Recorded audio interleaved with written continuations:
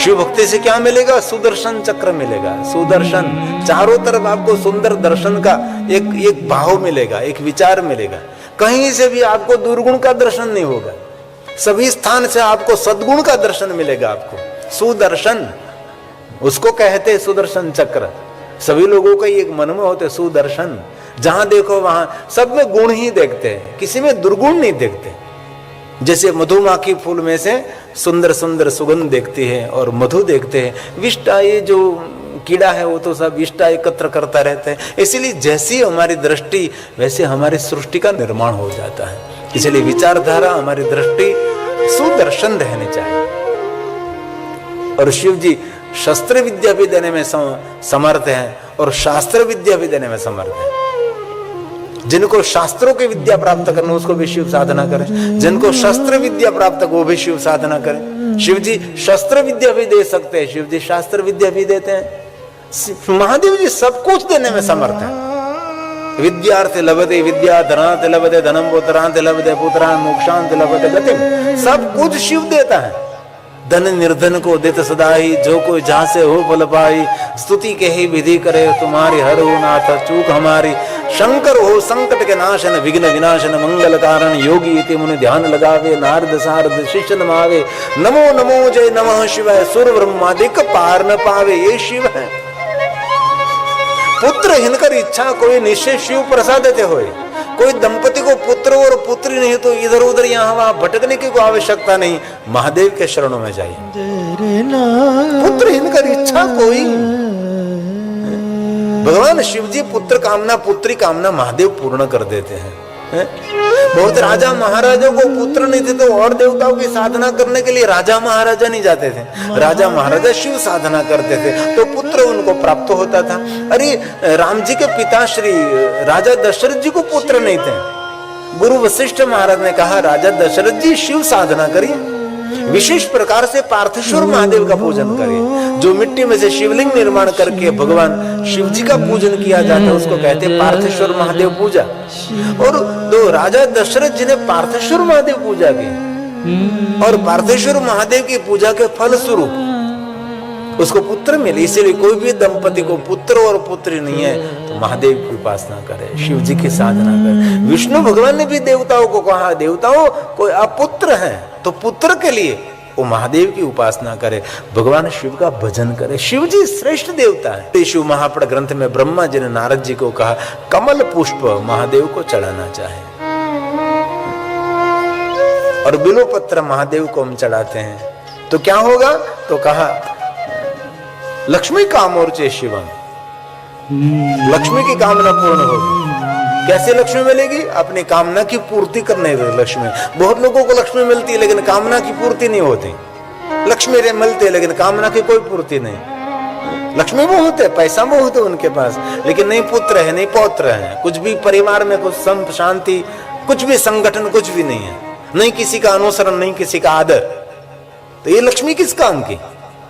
महादेव की साधना करने से ऐसे लक्ष्मी मिलती है तो सबके कामना की पूर्ति करते हैं। और शिवम पूरे परिवार का कल्याण करने वाले लक्ष्मी शिव साधना से महादेव की उपासना से मिलती है। इसलिए अवश्य भगवान महादेव की साधना उपासना करनी चाहिए। लक्ष्मी कामोर्चे शिव। एक बिल्वपत्र महादेव को चलाने से त्रिदलम त्रिगुणाकारम त्रिनेत्रम च त्रियाउधम त्रिजन्म पाप संहारम। एक बिल्वपत्र शिवार्पण। कितनी बड़ी बात है।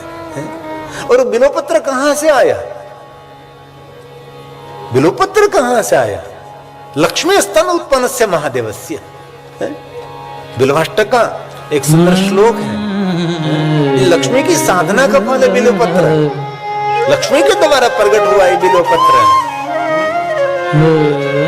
बिल्वाष्टक में कहा लक्ष्म्यः स्तन उत्पन्नं महादेवस्य च प्रियं बिल्ववृक्षं त्यच्छामि एकबिल्वं शिवार्पणम् एकबिल्वं शिवार्पणम्। एक बिलो पत्र महादेव को चढ़ाना लक्ष्मी की साधना का फल है। ये लक्ष्मी ने उपासना की तभी बिलो बिलो वृक्ष में हम सबको मिला है। समंदर की पुत्री ये लक्ष्मी जी का विवाह किसके साथ हुआ? भगवान विष्णु के साथ। वैकुंठ में और भगवान विष्णु जी और लक्ष्मी जी रहते हैं और भगवान विष्णु और लक्ष्मी जी का सुंदर संवाद रहता है।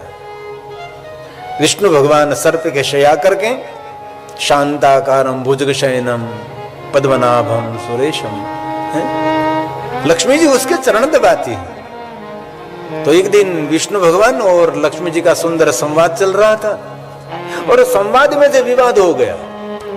कभी भी होता है नहीं ऐसा, भी हम बैठे और सुंदर सुंदर संवाद हो रहा, संवाद में से कभी विवाद छेड़ देता है।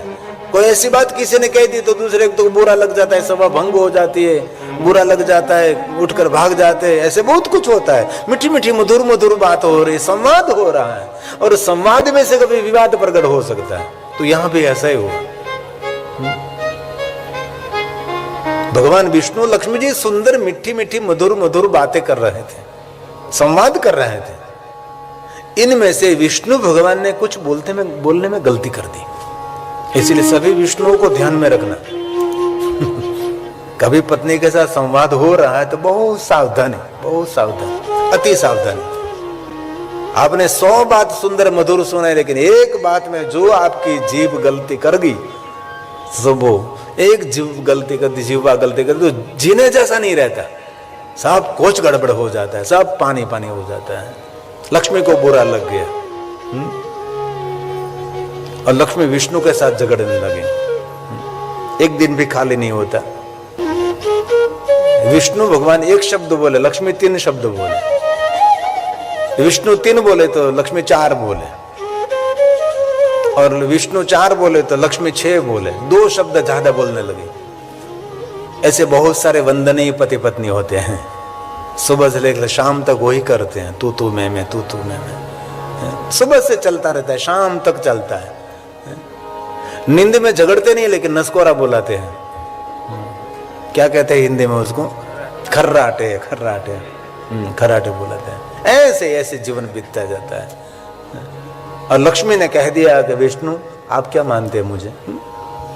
मैं समंदर की पुत्री हूं, मेरा बाप कितना महान है पता है आपको? मेरे सामने बोलने में थोड़ा ध्यान रखना, थोड़ा विवेक रखना चाहिए आपको। विष्णु को ऐसा कहने लगी। मेरे भाई को पहचानते हैं आप? शंख, ऐरावत, धन्वंतरी, कालकोट, अमरूद, ये सभी मेरे भाई हैं। पूरा परिवार है लक्ष्मी जी का। और लक्ष्मी बड़ी बड़ी बातें करने लगी, बड़ाई करने लगी। और बहनों को हृदय से हमारी प्रार्थना, ससुराल जाने के बाद मायके का कभी बड़ाई नहीं करना चाहिए। ये सब छोड़ दिया। आप सन्यासी से भी महान हैं। आप कुटुंब, परिवार, पिता सबको छोड़कर आप जा रहे हैं। एक सन्यास है आपका, पीछे मुड़कर देखना ही नहीं है आपको। और लक्ष्मी बोलने लगे। बाद में विष्णु ने भी बहुत, दोनों ने ऐसा किया। दोनों में से एक दूसरा बोलना बंद कर दे तो शांत हो सकता था, लेकिन बंद करे दूसरा, बंद ही नहीं कर दे, निरंतर। अब बहुत ऐसे घर भी है, दर्शनीय घर है, सुबह से शाम तक चलता रहता है, यही चलता रहता है और कुछ नहीं होता। और जिस दिन पति पत्नी के बीच में कुछ भी झगड़ा नहीं हुआ, इस दिन दीपावली नहीं, लाभ पंचमी कहते उनको। इसलिए एक दिन भी खाली नहीं होना चाहिए। पूरे दिन में एक बार तो मंगलाचरण कर लेना ही चाहिए। उसको दाम्पत्य कहते हैं ना। दाम्पत्य उनको कहा जाता है जिनके दाम्पत्य जीवन में दिव्यता हो, उसको दाम्पत्य कहा जाता है। जहां अंधेरा है वहां दाम्पत्य नहीं कहा जाता। और लक्ष्मी खड़ी हुई और विष्णु ने कहा कहां जा रहे हैं? पिता के घर। देख लेना अकेले कैसे रह सकते हो आप, मैं जा रही हूं, अपनी रसोई आप स्वयं बना लेना। लक्ष्मी बड़बड़ती वैकुंठ लोग छोड़कर चली गई और कहती गई कि आपकी रसोई आप बना लेना। विष्णु ने कहा हम पहले से सीख कर आए रसोई बनाने के लिए, क्योंकि रसोई बनाने का काम बहनों का नहीं है, रसोई बनाने का काम भाइयों का है। ये तो बहन बना लेती है, लेकिन ज्यादातर रसोई बनाने के लिए हमारा काम है ना। कोई बहन रसोई कितने व्यक्ति की, 20 व्यक्ति, 25 व्यक्ति, 50 व्यक्ति के रसोई बना सकती है।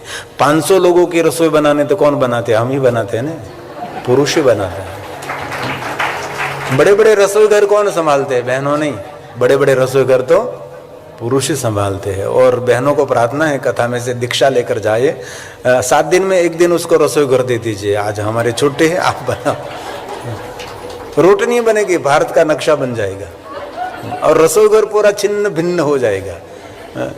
कई वस्तु कहाँ, कई वस्तु कहाँ, सब कुछ इधर उधर उथल पाथल हो जाएगा। तो लक्ष्मी तो गई, रास्ते में बोलती बोलती बोलती जा रही थी अकेली अकेली। इसमें नारद जी सामने मिले, क्योंकि नारद जी तो लाना ही पड़ता है इसमें, तो व्यवहारिक जीवन में नारद जी तो सबसे पहले रहते हैं। तो नारद जी ने पूछा, लक्ष्मी जी आज विष्णु आपके साथ नहीं है, आप अकेले अकेले कहाँ जा रहे हैं? तक लक्ष्मी जी ऊंचे आवाज से नारद के सामने बोलने लगे, नारद जी आपको पता नहीं, सारी दुनिया विष्णु की पूजा करते है, लेकिन विष्णु को मैं पहचानती हूं, ये ठीक नहीं है। बात क्या है? लक्ष्मी जी ने पूरी बात समझाई। तब नारद जी ने कहा कि लक्ष्मी, दाम्पत्य जीवन में तो ऐसा चलता ही रहता है, अब कहां जा रही है? पिता के गुरु? अरे ऐसे नहीं जाना चाहिए। आपका सुख पति गृह में है, पिता के गृह में नहीं है, आपको नहीं जाना चाहिए। पति पत्नी के बीच ऐसा झगड़ा चलता ही रहता है, चलता ही रहता है। लक्ष्मी ने कहा, नारद जी मुझे पता है, कोई सामान्य वृक्ष नहीं, जो बिलो मूले महादेवम, बिलो वृक्ष के नीचे बैठकर कोई भगवान शिव जी की पार्थेश्वर महादेव की पूजा करें तो उनके लिए कहा है, उनकी सभी कामना, सभी मनोकामना महादेव जी पूर्ण करते हैं। इसलिए कभी अवसर मिले तो बिलो वृक्ष के नीचे बैठकर पार्थेश्वर महादेव की पूजा करें और कोई भी मंत्र जाप करें, उसकी बहुत महिमा है। सभी कामना, सभी मनोकामना पूर्ण करने वाले बिलवृक्ष हैं। और कभी अवसर मिले तो बिलवृक्ष के नीचे दीपमाला प्रकट करें। जो बिलवृक्ष के नीचे दीपमाला प्रकट करते, बिलु मोले दीपमाला, तो कहा स तत्वज्ञान संपन्न, उसको तत्वज्ञान मिलता है, उसकी कामना मनोकामना पूर्ण हो जाती है। बिलवृक्ष के नीचे बैठकर अपने मस्तक पर जल का सिंचन करते हैं, उनको सभी तीर्थों में स्नान का फल मिलता है। जो कोई बिलवृक्ष को जल सिंचन करता है उसके पितृ तृप्त हो जाते हैं।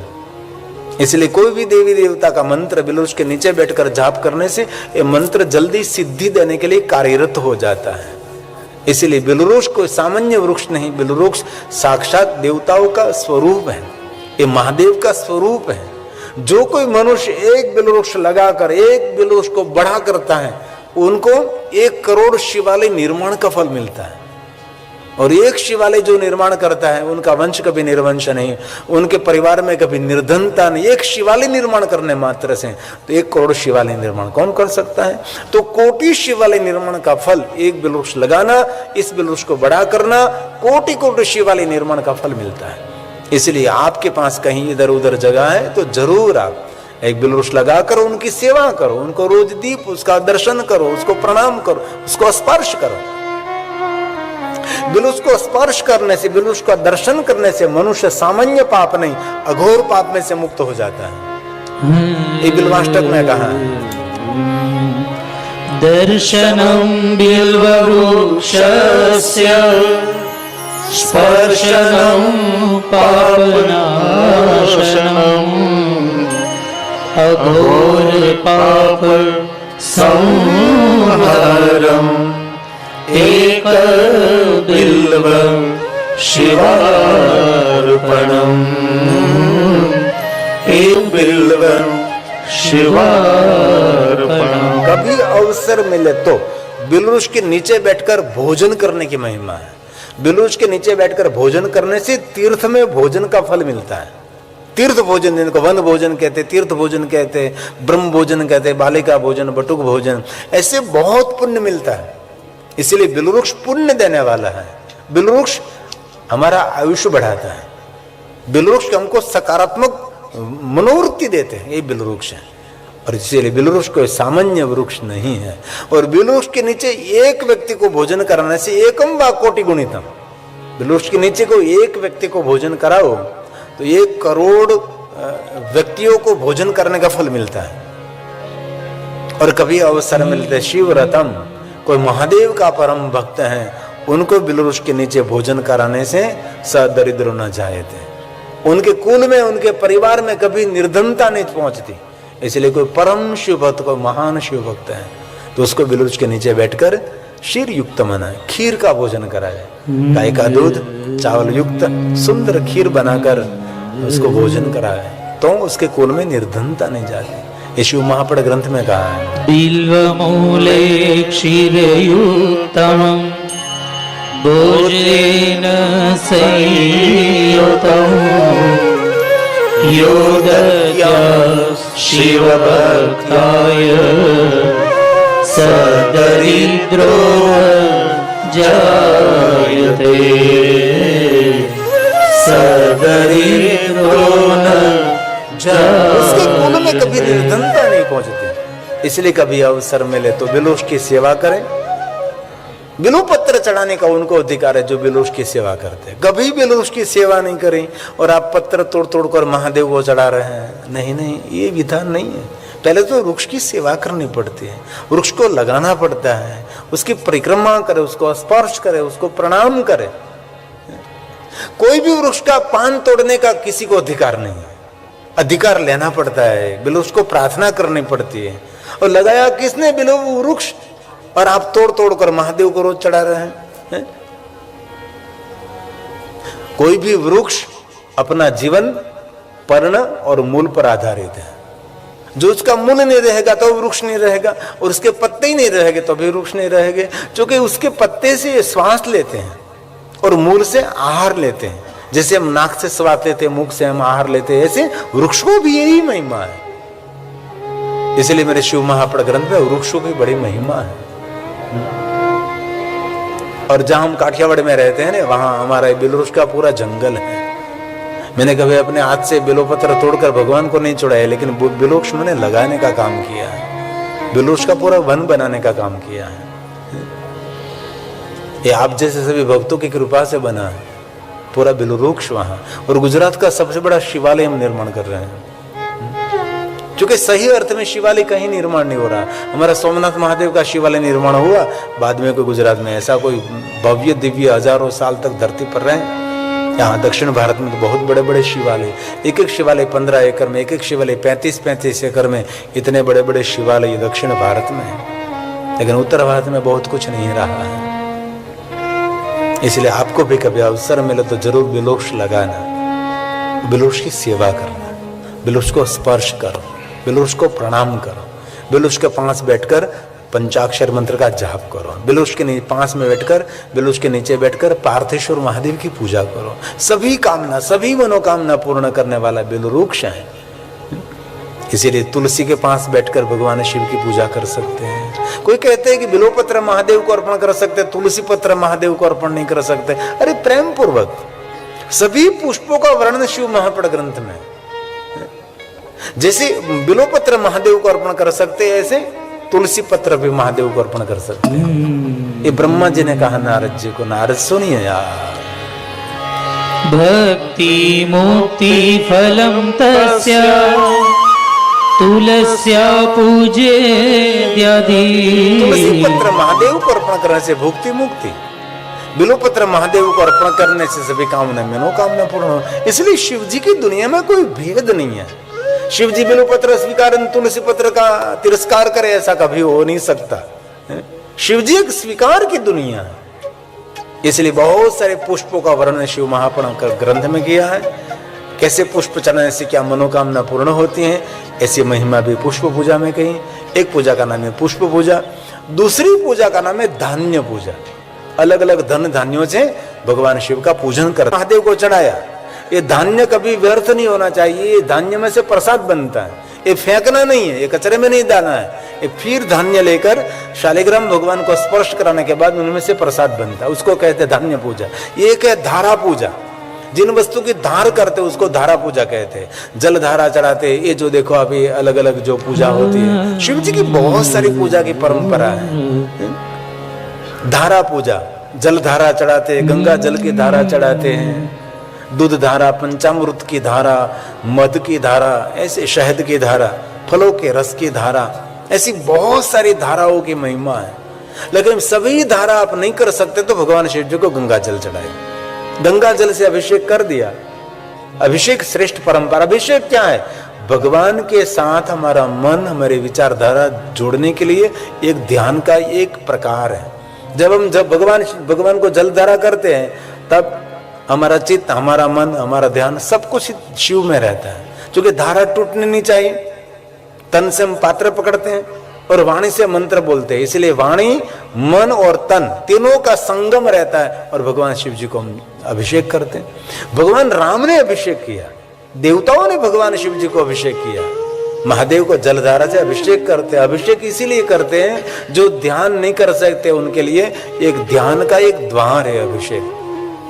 द्वारकाधीश भगवान कृष्ण जी ने तो कदम कदम पर भगवान शिव जी को अभिषेक किया है। और 5 पांडवों को शिव भक्ति का मार्गदर्शन तो कृष्ण जी ने किया, ने द्वारकाधीश भगवान ने किया। कोई भी कार्य का प्रारंभ करते इससे पहले कृष्ण भगवान 5 पांडवों को लेकर जाते थे और भाई बलराम को लेकर जाते थे, चलो अभिषेक करें, भगवान को जलाभिषेक करें। और इतना बड़ा युद्ध खेलना था तो अर्जुन को पहले युद्ध में नहीं ले गए, पहले शिवालय में ले गए। अर्जुन पहले हम युद्ध में नहीं जाएंगे, पहले हम भगवान शिव जी को अभिषेक करेंगे। सहार्जुनम, अर्जुन के साथ वासुदेव ने भगवान शिव जी को अभिषेक किया। इसलिए बहुत हृदय से कहता हूं, कभी अवसर मिले तो शिव जी को अभिषेक करें। आप घर में भी कर सकते हैं और बिलुष के नीचे बैठकर पार्थेश्वर महादेव निर्माण करके उसको भी अभिषेक कर सकते हैं। कहीं भी शिवालय हो, शिवलिंग को अभिषेक कर सकते हैं। अभिषेक मतलब हमारा मन, हमारी मन की सभी तरंग भगवान शिव के साथ जुड़ती है और जग प्रसिद्ध अभिषेक हुआ है भगवान द्वारकाधीश, भगवान कृष्ण और अर्जुन का अभिषेक।